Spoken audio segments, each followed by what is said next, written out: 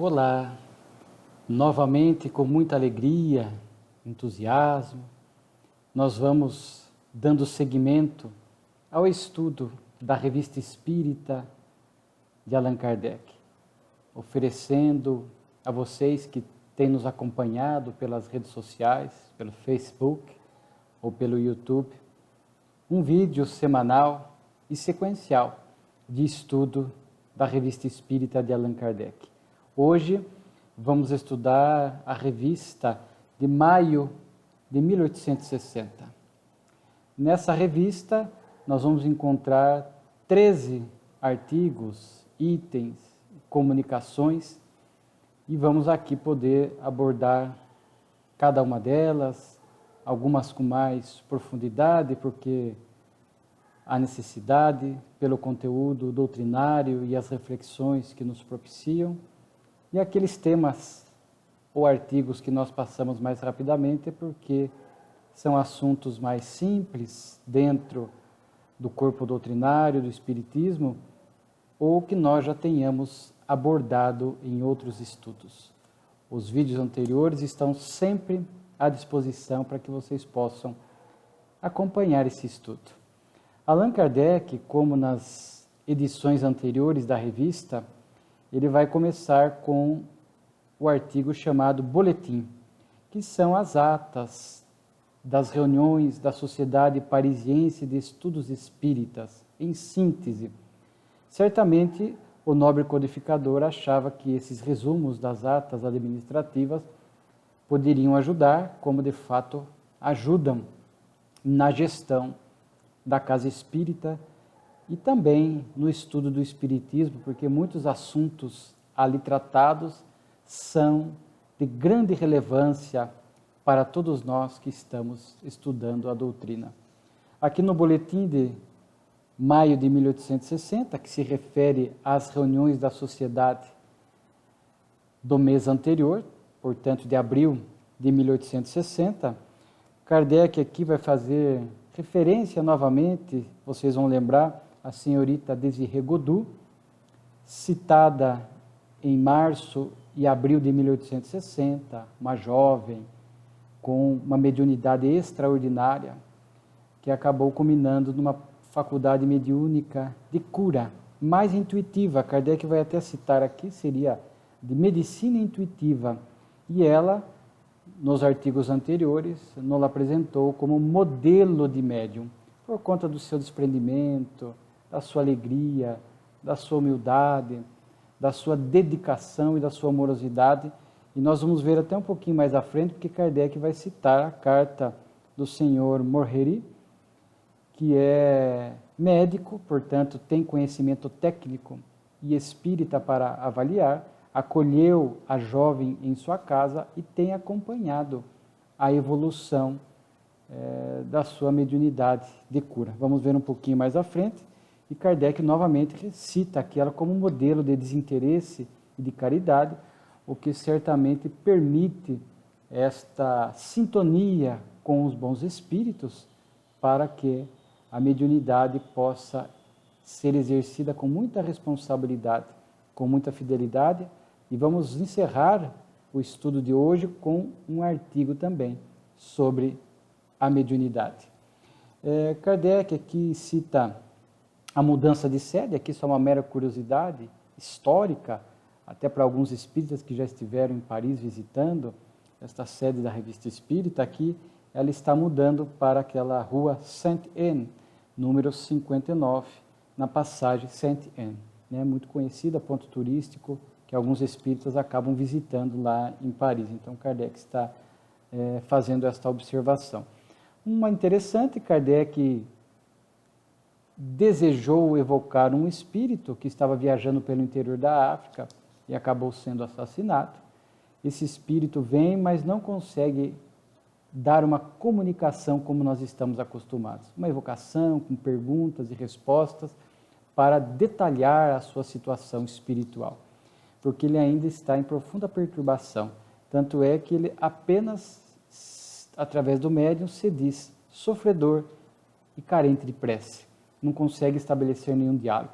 Aqui para nós é importante para ficar essa constatação de que nem todos os espíritos, após a desencarnação, têm plena condições de dar uma mensagem, uma comunicação. Às vezes o seu estado de perturbação é grave, não permitindo. Aliás, algumas vezes, Kardec chega a consultar os benfeitores espirituais e eles próprios de plano já sinalizam, porque conhecedores da situação do espírito que se pretende evocar, da impossibilidade de trazê-los para um contato espiritual. Então, às vezes acontece isso e é importante que nós façamos esta anotação. Então, na reunião mediúnica de hoje, dos dias atuais, os espíritos que vêm se comunicar espontaneamente, trazidos pelos benfeitores espirituais, que já analisam previamente esta condição do espírito se comunicar e deixam eles ali preparados para esse diálogo. Aliás, sabemos que numa reunião mediúnica que tem a duração de 1 hora, 1 hora e 30, naturalmente que nem todos os espíritos se comunicam, nem é esta a proposta.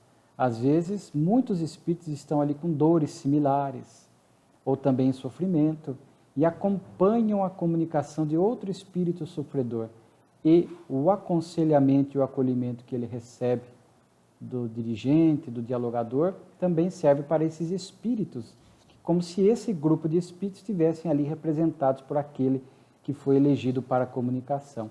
Além de todo o ambiente fluídico, que também serve para acolhimento. Terminada a reunião, no plano físico, no plano espiritual, ela continua pujante e ativa e os benfeitores continuam acolhendo e atendendo esta multidão de espíritos em sofrimento que lá comparecem. Então, achar que 4, 5, 6, 7 comunicações de uma reunião mediúnica, ela representa a totalidade dos espíritos que ali estavam em sofrimento, não corresponde à realidade.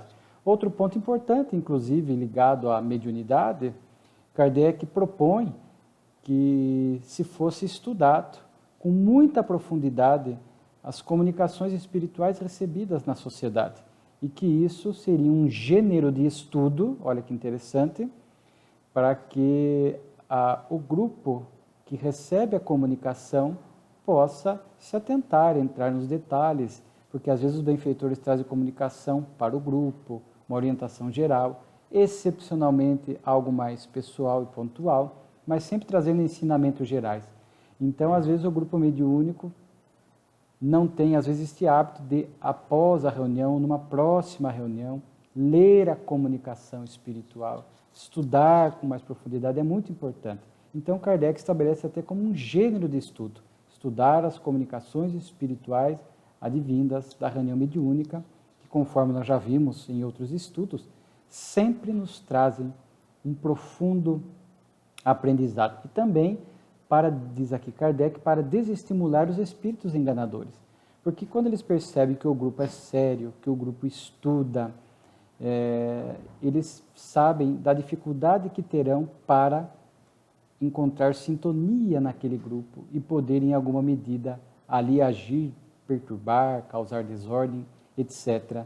Então, eles preferem os grupos mais preguiçosos, levianos, que não gostam tanto de estudar, mais preocupados apenas com a prática mediúnica do que com o estudo e a transformação moral. Ali eles verificam a possibilidade de sintonia para causar um problema maior para o grupo e muitas vezes, por consequência, a própria casa espírita. Então, quando o grupo se propõe ao estudo sério, e não só das próprias comunicações, mas o estudo sério de uma maneira geral. Recomenda-se que os médiuns que compõem o grupo mediúnico, se o grupo é só mediúnico, que ele em outro dia esteja em estudo. É importante que o médium esteja permanentemente estudando. E isso faz com que os espíritos, alguns se sintam desestimulados a tentar qualquer ação em relação àquele grupo. Então, uma observação muito interessante de Allan Kardec aqui no boletim. Menciona também alguns adeptos sérios que estão adentrando na sociedade parisiense, pedem a adesão, e Kardec fala que alguns deles se declararam interessados e atraídos pelo caráter filosófico do Espiritismo. E Kardec desenvolve aqui um raciocínio interessante, porque há pessoas que são atraídas pela doutrina pela sua racionalidade, pela sua informação, nunca viram ou testemunharam um fenômeno espiritual. Há pessoas que testemunham um fenômeno espiritual, ou às vezes passam por uma obsessão, por exemplo, e movidas por essa circunstância, acabam buscando o espiritismo. Alguns depois vão perceber a importância do estudo, que o fenômeno foi apenas um meio para que ele pudesse ali estar. Alguns, infelizmente, continuam aprisionados ou apegados apenas aos fenômenos, à mediunidade, muitas vezes sem se interessar por um estudo mais profundo. E aqui esses adeptos, Kardec cita que eles vieram pelo caráter filosófico, ou seja, pela racionalidade, pela fé lógica, pelas consequências que o Espiritismo traria para as suas vidas, respondendo às suas dúvidas, acalmando as suas aflições. E isso acontece com muitos que, num dado momento da existência, hoje nós estamos ali trabalhando na casa espírita, acolhemos pessoas assim, né, que estão vindo pelo questionar. Este momento que a humanidade atingiu, as pessoas questionam algumas coisas, alguns pontos da vida e acabam vindo procurar a doutrina. Outras vêm pelo sofrimento, pela obsessão, por ter a mediunidade aparece, eclode, ou por ter visto ou tomado conhecimento de algum fenômeno. Há várias formas, caminhos para que a pessoa adentre ao Espiritismo, mas o importante é que ela depois se enquadre, se encaixe, perceba a importância desse tripé do Espiritismo, né? A filosofia, o caráter científico e o caráter religioso e moral. Muito importante, mas Kardec faz essa observação, né? Que muitos vêm, de fato, buscando esse caráter filosófico, essa racionalidade da doutrina, e isso nos dias atuais tem acontecido. Depois nós vamos ver algo também interessante, que iria se iniciar a leitura de uma comunicação na sociedade, e Kardec percebe que ela estava ali tratando de dogmas religiosos, e isso consta do Estatuto da Sociedade. Kardec, então, intercede e é proibida aquela leitura da comunicação. Nós vamos ver futuramente até um outro texto de Kardec, se não me falha a memória, um discurso, onde ele fala que o Espiritismo não se propõe a ficar discutindo dogmas religiosos. Isso é muito importante. Às vezes vemos grupos de estudo ou palestras espíritas, onde a pessoa mais descuidada acaba se inflamando e, ao se referir aos dogmas religiosos, o faz com desdém, ou faz ali menosprezando. E sabemos que para cada religião, o seu conjunto, às vezes, de dogmas, merecem respeito. Eu posso discordar, mas tem que ter o respeito. Então, Kardec sugere, algumas vezes no decorrer do estudo, apenas por necessidade de comparação, a gente acaba abordando alguns dogmas de outras religiões. Mas, se é necessário, apenas por questões de comparação, para expor o que o Espiritismo pensa ou por que ele não adota aquele ritual, aquela forma de culto, ou aquele dogma, porque o Espiritismo não tem dogmas, né? Porque dogmas são pontos inquestionáveis que a pessoa tem que aceitar pura e simplesmente. O Espiritismo não tem esse tipo de dogma. E porque tudo que o Espiritismo nos apresenta é passível de diálogo, de argumentação, até das pessoas que chegam na casa espírita questionar. Pode questionar o dirigente, o orador ao final, mas por que é assim? Por que o senhor expôs dessa forma? Por que a reencarnação? Por que esta ideia? Porque fé racional. Enquanto a nossa razão não está convencida daquela ideia, daquele conhecimento, aquilo não se incorpora como patrimônio intelectual. Então não adianta mais aquela fé imposta, mas sim, falamos agora há pouco do aspecto filosófico do Espiritismo, então há que se questionar até que nos sintamos convencidos pela razão. Então, assim, evitar ao máximo, em sendo necessário por questões de estudo, de mera comparação, ao se referir com profundo respeito, sem desdenhar. Até porque Kardec diz que ali na sociedade, como havia pessoas de outras religiões, simpatizantes do Espiritismo, seria até uma falta de respeito. Imagina o nosso grupo de estudo, ou às vezes ali no salão da casa espírita, uma pessoa de outra religião vindo pela primeira vez à casa espírita, e de repente a pessoa que está expondo aborda um dogma da religião daquela pessoa e o faz com profundo desrespeito. De fato, não é isso que nós queremos, até porque, na via inversa, se alguém vai abordar ou comentar algum ponto do Espiritismo no seu núcleo religioso, também esperamos que o faça com profundo respeito, né? Aqui Kardec cita uma questão também que nós vamos conversar ao longo do estudo das revistas. É a questão de uma família que uma jovem morreu e tinha irmãs médiuns que registravam a presença dela, estabeleciam um diálogo e perceberam que o cãozinho ali sentia a presença dela. Temos várias narrativas nesse sentido. O importante é nós, hoje sabemos, há até um tópico no livro dos médiuns, o animal não é médium, médium é intermediário, aquele que vai intermediar a ideia que o espírito está querendo nos trazer. Um animal, por ser ainda, entre aspas, uma alma mais atrasada, um princípio espiritual, ele não tem condições, seja intelectuais, seja até de questões de corpo espiritual, para permitir ou para servir de intérprete. O que os animais fazem, às vezes, registros anímicos bastante rudimentares e embrionários. Às vezes o espírito se faz presente, se faz visível a ele, ou o animal, de forma bastante rudimentar, faz este registro, essa percepção, e temos fatos bastante conhecidos. A mula de Balaão, por exemplo, no Antigo Testamento, que empaca diante de uma presença espiritual, mas não é médium. Isto é muito importante nós registrarmos. Seguindo aqui o próximo artigo, História do Espírito Familiar do Senhor de Corás, é simplesmente uma citação de uma crônica do século XIV. Kardec, como o Espiritismo estava naquele momento inicial, era importante demonstrar que a crença nos espíritos, a influência espiritual sempre existiu, que alguns ainda à época, e talvez ainda hoje, acreditem que foi com o Espiritismo que surgiu a manifestação espiritual. Então, sempre que Kardec se deparava com algum texto, algum artigo, algum livro mais antigo, e ali estava a ideia do autor, que se referia a questões espirituais, influência espiritual, presença do Espírito, ele fazia questão para demonstrar que esta crença faz parte da história da humanidade. O Espiritismo veio apenas desmistificar, tirar as fantasias, os equívocos e demonstrar esta lei natural da vida.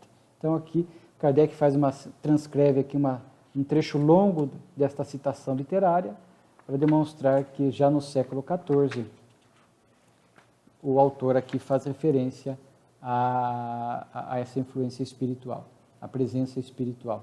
Depois, correspondência é aquilo que nós falamos, aquela carta do senhor Morheri, aqui agora acho que talvez a pronúncia não seja Morheri, porque tem um acento, né? Mas Morheri ou Morheri, médico, com a senhora, a médium Desirê Goudot, onde ele aqui transcreve vários pacientes, como se fosse um dossiê de cada paciente, a doença que ele apresentava, o tratamento convencional que não deu certo, a ação da menina médium, através dessa faculdade intuitiva, normalmente usando plantas, recursos vegetais, por inspiração dos benfeitores, e depois ele anota o resultado alcançado. Então, são vários casos de inflamações da amígdala, reumatismo, tumor branco cicatrizado no joelho esquerdo. Então, problemas, vários tipos de problemas aqui bastante diversificados, cefaleia violenta, insônia, pessoas que há muito tempo estavam com problemas e através da ação dela conseguiam um resultado extraordinário. Então, ela tinha essa faculdade intuitiva. Palestras familiares de além-túmulo, são aquelas evocações, sempre com um intuito de profundo aprendizado, uma aqui bastante interessante, do senhor Jardim. Ele morreu de um acidente numa estação de ferro, à época, mas o que nos chamou a atenção é que, na noite anterior ao acidente, ele pressentiu a morte, chamou a filha para conversar, disse que ele estava pressentindo a hora da sua morte e que ela fizesse um favor a ele. Fizesse um favor. E que quando ele morresse, no seu caixão, ele autorizava abrir o seu genuflexório que ele tinha, ele orava, rezava bastante, tinha um local lá de ficar genuflexo para o seu ato de adoração, e que o que houvesse ali dentro fosse colocado no seu caixão. E durante a conversa ele conta para a filha o que havia, e eram os restos mortais da sua esposa, que já havia falecido há alguns anos, em torno de 5 anos. Né? Então, ela estranhou naturalmente aquilo. O pai no dia seguinte morre naquele acidente, na estação de trem, na estação de ferro, e naturalmente que ela foi atender ao pedido do pai, é aberto o genuflexório, e de fato lá estava, ossos, até a cabeça, ainda com restos de cabelo da mãe, e ela sem muito entender, atende o apelo do pai. Ele é evocado, Kardec ali quis tirar algumas dúvidas e algumas lições importantes. Naturalmente que ele fala que estava ali, compareceu, já acompanhado da mulher, que ela, mesmo em vida, enquanto ele estava encarnado, estava sempre ali ao seu lado, e que ele acreditava que eram os restos mortais que ele trouxe para casa, que a mantinha ali junto dele. Então aqui é um ponto interessante, né? Agora, no mundo espiritual, ele percebe que não era isso, então ele estava alimentado por uma ignorância compreensível. E agora ele fala, inclusive, aqui na questão, que é o pensamento o meio mais poderoso para atrair o espírito. E isso hoje nós aprendemos com a doutrina, é o pensamento, a ideia, não importa o local onde nós estamos, no cemitério ou em outro local, ou se estamos de posse de um objeto da pessoa, um pertence da pessoa. Tá? Há alguns espíritos atrasados que se prendem a objetos e a locais, mas não é o assunto que estamos querendo abordar. É aqui a questão de entes queridos que partiram para atraí-los para perto de nós. É pelo pensamento. A prece é uma manifestação do pensamento. Então é dessa forma que nós atraímos. Mas não podemos fazer como o senhor Jardim aqui, que até numa manifestação de egoísmo, embora movido ainda pelo luto, que ele não soube lidar, a perda da mulher, e desejoso que ela ficasse ali sempre ao seu lado, é um ato de egoísmo. Porque o espírito tem seus afazeres, as suas ocupações, embora sempre que possa, ele está ali conosco. Até nós recomendamos a leitura da questão 488 do Livro dos Espíritos. 488, que fala dessas afeições simpáticas dos espíritos para os encarnados. E às vezes ali alguns parentes que partiram e têm condições espirituais para tal, estão sempre em contato conosco, querendo nos ajudar, não vão ficar ao nosso lado, mas virão, porque eles seguem com as suas ocupações, virão nos ajudar. Então, naturalmente que faltava para ele aqui uma visão um pouco mais equilibrada dessa relação com o luto da mulher. O que nós melhor podemos de oferecer para os nossos entes que partem é a nossa prece sincera, a nossa transformação moral, felizes que eles ficarão em nos vendo aqui, progredindo, enfrentando o luto com equilíbrio. Podemos chorar, a saudade equilibrada, tudo isso é possível. Ninguém está falando não chore, não tenha saudade. Às vezes, guardar um objeto de lembrança, uma foto, uma coisa ou outra, claro que é possível, sem o apego, sem achar que o espírito vai estar preso àquele objeto. É dessa forma, a fim de que não façamos uma profunda depressão, que vai nos limitar bastante o progresso na atual reencarnação e, por via indireta, vai causar algum sofrimento a eles. Né? Então, o Espiritismo nos ensina a bem lidar com isso. Né? E é interessante porque, às vezes, o nosso pensamento obcecado, doentio, pode muitas vezes reter o espírito. Se o espírito que parte, que morre, desperta e não está em boas condições, adaptado ao mundo espiritual, está nesse período de confusão, não sabe muito bem o que está acontecendo, meio perdido, que é possível, e de repente os encarnados, os familiares que ficaram aqui com o pensamento obcecado, não queria que você tivesse partido, gostaria que você estivesse aqui, fica comigo. Claro que esse espírito despreparado poderá se sentir atraído por aquele pensamento e fica no ambiente doméstico, fica ali retido ao pensamento, à mente dos encarnados, causando, conforme nós sabemos, alguns prejuízos para ambos. O encarnado sempre pensando no desencarnado pela presença dele lá, gerando uma espécie de um luto e um sofrimento que não cessa nunca.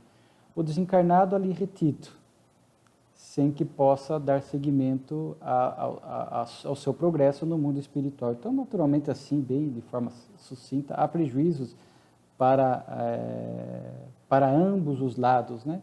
Aqui outro ponto interessante é o pressentimento dele no dia anterior da sua desencarnação, chega a chamar a filha para fazer o alerta, e é uma situação de exceção, muito rara, nem todos têm equilíbrio para lidar com a data da própria desencarnação, raros espíritos conseguem ter acesso a isso, receber esta influência, esta notícia, e conseguem manter um relativo equilíbrio. Eurípides Barçanufo, por exemplo, a gripe espanhola, ele anotou no calendário a data da sua desencarnação com bastante antecedência, um espírito equilibrado, sabia que a morte não põe fim a tudo, que era apenas uma mudança de vibração e que ele continuaria vivo do outro lado da vida, em espíritos imortais que somos todos nós. Aqui no caso, tanto que ele recebe essa notícia, essa inspiração, esse pressentimento, e se mantém.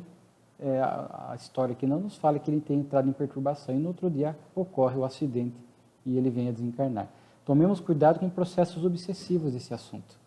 Às vezes, espíritos poderão querer, aqui caiu o nosso fone, pedimos desculpa, os espíritos poderão querer nos perturbar com essa notícia, querendo trazer para nós medo em torno do assunto, a fim de que a gente fique, já em atendimento fraterno, tivemos fatos assim, onde a pessoa sonhou que estava chegando a sua morte e a pessoa não saía de casa, com medo, aflita, angustiada.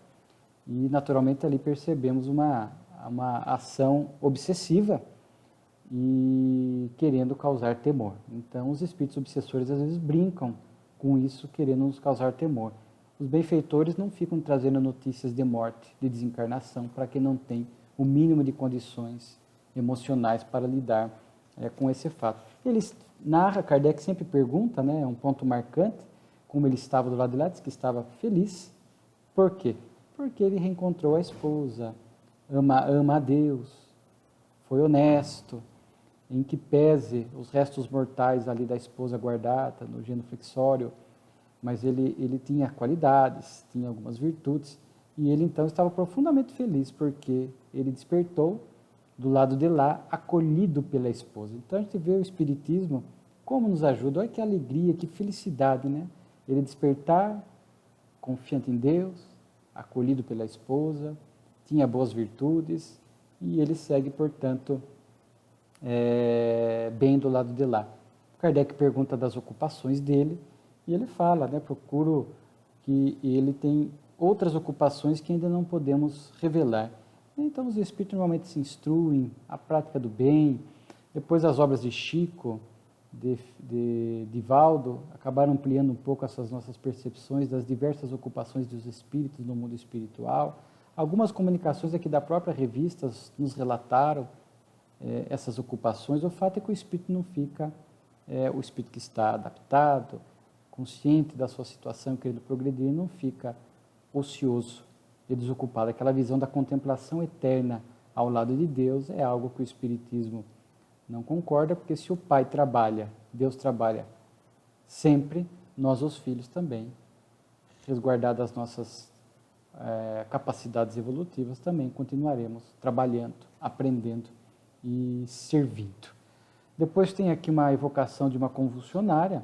Aqui nós citamos alguns estudos atrás, né, do cemitério, dos convulsionários de Saint-Médard, onde alguns eventos aconteceram ali no cemitério. Agora, lendo aqui a evocação de uma delas, que havia morrido em 1830, dá-nos a impressão de uma seita religiosa, que realmente causou muita confusão e muito prejuízo a muitas pessoas que aderiram a esses convulsionários. Kardec estava com a filha de uma delas, que havia morrido em 1830, fez a evocação e ela vem atraída pela filha. Kardec pergunta, vedes aqui a senhora sua filha? Sim, uma mãe sempre vê seus filhos. Ou seja, os vínculos de afetividade permanecem após a desencarnação.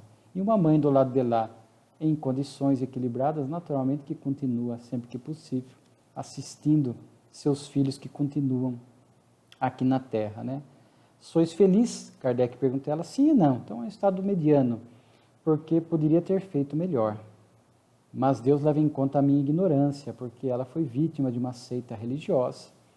E naturalmente que ela até desconfiava, porque ela disse que nem quis passar adiante para os seus filhos, para que eles aderissem a esta seita do diácono Paris.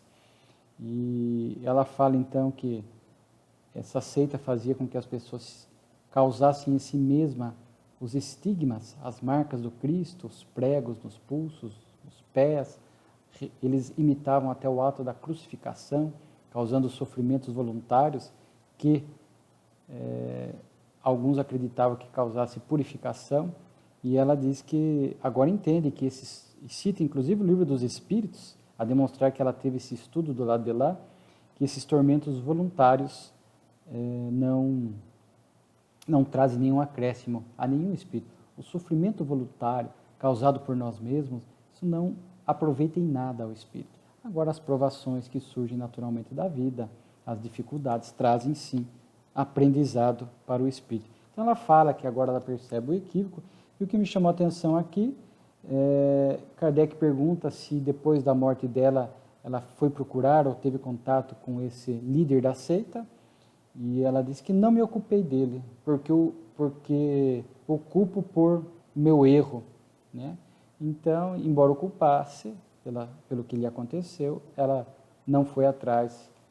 Algumas vezes não acontece isso, o espírito poderia querer se vingar. Muitos líderes religiosos maus intencionados, às vezes sofrerão esse assédio depois no mundo espiritual de pessoas enganadas aqui na Terra por eles, que querão fazer justiça com as próprias mãos. Mas Kardec pergunta assim, né, se esse líder não é inocente, se ele também não estava movido pela ignorância, e ela diz que não, porque ele próprio não acreditava no que ensinava. Então vejamos aí a presença da má-fé.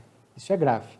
Quando alguém está enganando, porque nem ele acredita naquilo que ele prega, e ele prega então para enganar, para ludibriar, formando seitas religiosas que causam prejuízo às pessoas, naturalmente que assumem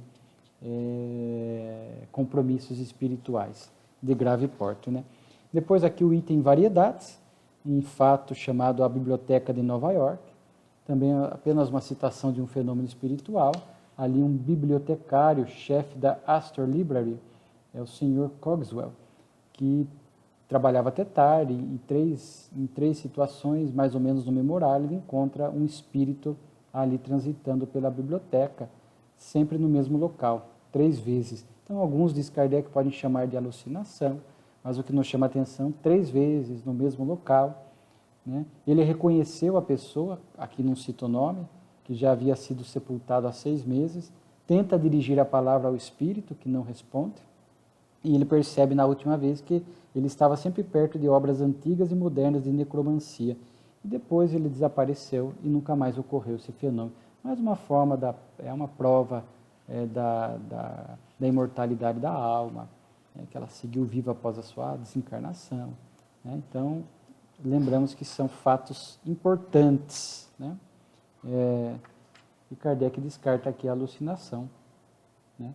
Temos aqui também um artigo chamado A Noiva Traída, também assim algo que nos remete um pouco às questões atuais, porque era um rapaz que estava noivo de uma moça, próximos a se casar, ele rompe o relacionamento, abandona a noiva para poder se juntar a uma outra moça. Né? Aqui fala assim, é uma mulher indigna de verdadeiro amor, não dá mais detalhes. Isso foi num jornal italiano de Milão. E a moça a noiva tenta reatar, não consegue, pratica o suicídio, inclusive na casa dele, tomando veneno. Ele é tomado de choque por conta daquela situação, também tenta se matar,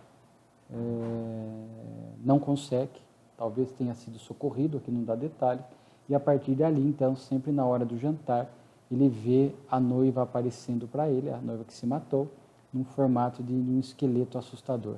Então é um fato, e daí ele começa a ficar doente, emagrecer, alguns médicos vão cuidar dele, um deles, para curá-lo, pretende dar um susto nele. Pega um esqueleto de verdade, na hora do jantar, que era o horário que havia a aparição, e prega um susto nele. ele é tomado de um susto, diz uma frase que está aqui, já não basta um, agora são dois, e cai morto.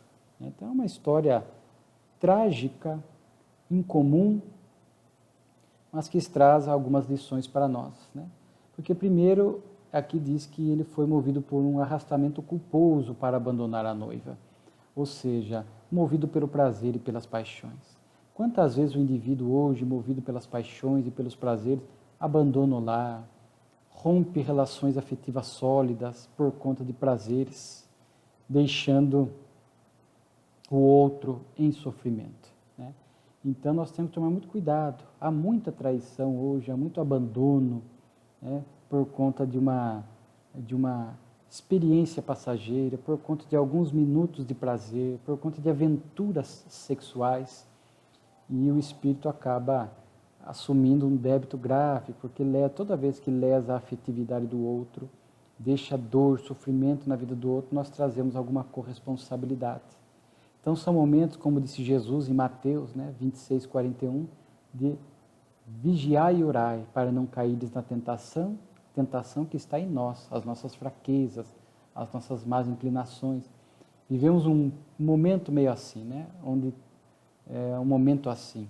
Inclusive, obsessores exploram muito esta tese, onde tudo é válido em nome do prazer, de uma alegria, de um momento de felicidade, um momento de fama.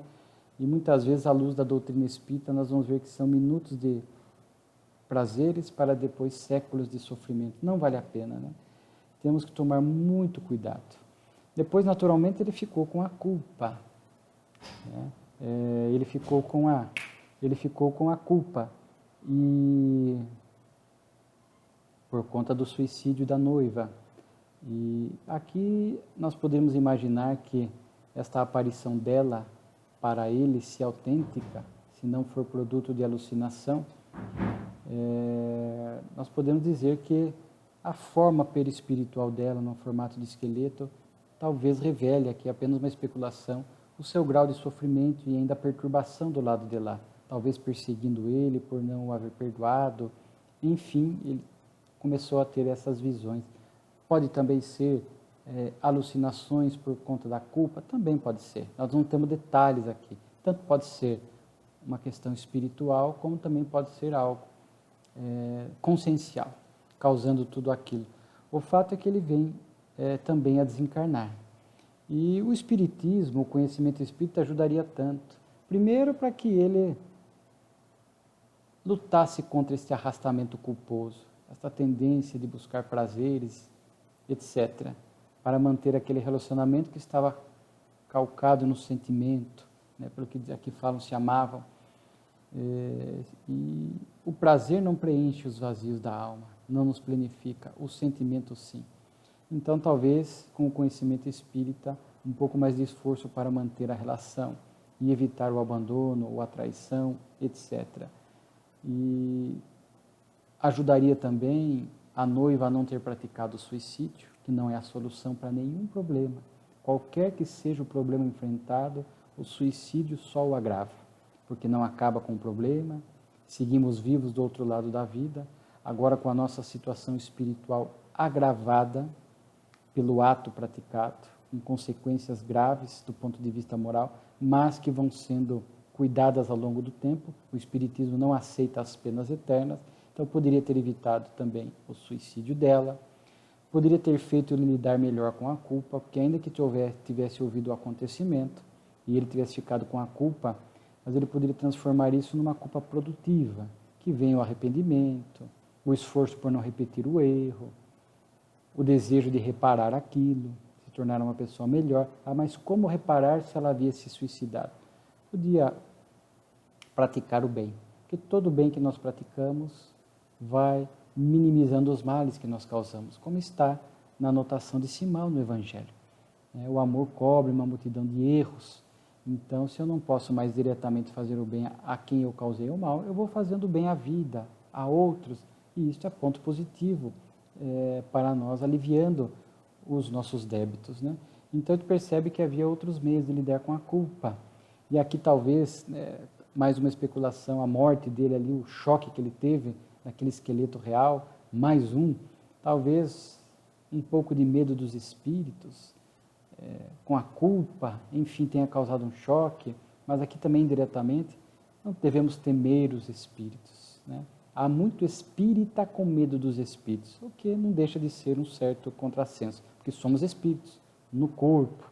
Tem até um livro do nosso querido Richard Simonetti, palestrante, escritor espírita, que já regressou ao mundo espiritual, Quem tem medo dos espíritos, onde ele vai ali abordando, explicando o que é o espírito, dentro dos conceitos da doutrina, e por que não devemos temer os espíritos, né? Kardec vai fazer até uma nota interessante, dizendo que essas aparições espontâneas dos espíritos sempre têm um motivo, e que é sempre melhor perguntar o que eles desejam. Então, preparar-se para um eventual contato espiritual, não de forma obcecada, mas preparar-se. Se aparecer um espírito, o que deseja, o que posso fazer, então há que se ter um preparo íntimo para aquele contato espiritual. E Kardec fala até que, aqui a gente percebe, se pudesse ter havido um contato espiritual entre ele que ficou e a noiva que partiu, às vezes uma reunião mediúnica, ou às vezes um médium que pudesse intermediar isso, talvez este diálogo entre ela e ele pudesse ter acalmado, abrandado um pouco a situação. Enfim, foi uma história trágica e o conhecimento espírita poderia ter evitado bastante coisa. Temos aqui ainda um artigo sobre superstição, onde cita aqui um jardineiro que promete algumas coisas através de algumas orações e valores a serem pagos a ele, para que a pessoa ficasse livre da convocação da guerra. Kardec aborda que alguns adversários do espiritismo ainda hoje tentam associar à doutrina sortilégios, superstições, amuletos, né? E a gente percebe que o espiritismo não tem nada disso, né? Não é espiritismo. Essa questão de sortilégios, de cartomantes, amarração do amor, a gente às vezes vê em propagandas na via pública, até de forma inadequada, espírita, espiritismo, cartomante. Respeitamos quem pratica, né? Não estamos aqui contra, mas não é espiritismo, né? Esse tipo de superstições, esse tipo de trabalhos oferecidos às vezes em nome do espiritismo, nada tem a ver com a doutrina. Aí Kardec fala, essa turba de adivinhos, feiticeiros, ledores de sorte, contra os quais, na época, a lei, talvez ainda hoje, se ergue com justiça. O espiritismo verdadeiro, racional, pois, não é, pois, mais responsável pelo abuso que deles possam fazer, né? Então, é importante deixarmos claro isso. Um artigo sobre escrita direta, nós já comentamos no passado, né? Isso acontece através da ação dos espíritos. Num papel aparece uma frase, uma palavra, os espíritos manipulando os fluidos próprios da natureza, às vezes do médium. Já vimos que não é indispensável, alguns fenômenos podem ser produzidos diretamente pelo espírito. Se tem o médium com o ectoplasma ou o fluido magnético animal, mais fácil, mas se não há, não é empecilho, mas a escrita direta é algo produzido pelos espíritos, né? Um artigo aqui sobre espiritismo e espiritualismo, Kardec cita uma frase dita no Senado, onde usou-se a palavra espiritualismo, e Kardec tenta demonstrar que às vezes pode causar confusão, porque são coisas distintas. É por isso que para cada ideia nova, um nome novo. Por isso veio a expressão espiritismo. Porque espiritualismo são aqueles que acreditam no espírito, que além do corpo nós temos uma alma. Morre o corpo, o espírito vive.